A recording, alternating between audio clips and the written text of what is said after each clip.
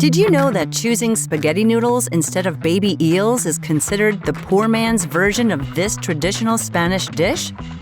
It turns out that eating baby eels is one of the fanciest things you can do. Why are baby eels a luxury food? And what does it have to do with paying your rent with fish? The first Thanksgiving. Humans. And poison. Yeah, the kind that can kill you. Try not to squirm your way out of this one. You don't want to eat one of these without knowing all the facts. Baby eels, otherwise known as elvers, are about 8 centimeters long and look like tiny white worms.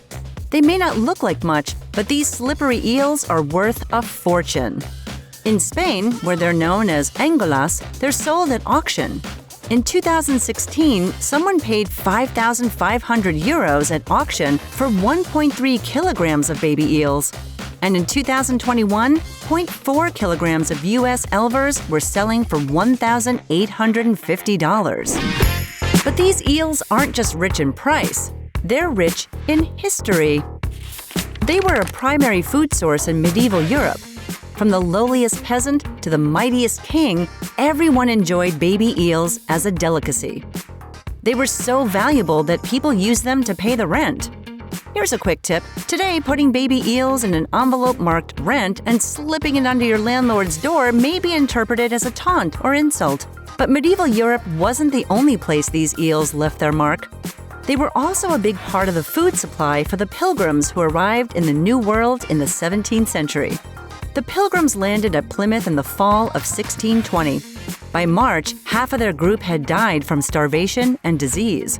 After the Native Americans declared peace with the Pilgrims, legend has it that Squanto, an indigenous interpreter and guide, went fishing and brought back as many eels as he could carry to the starving settlers.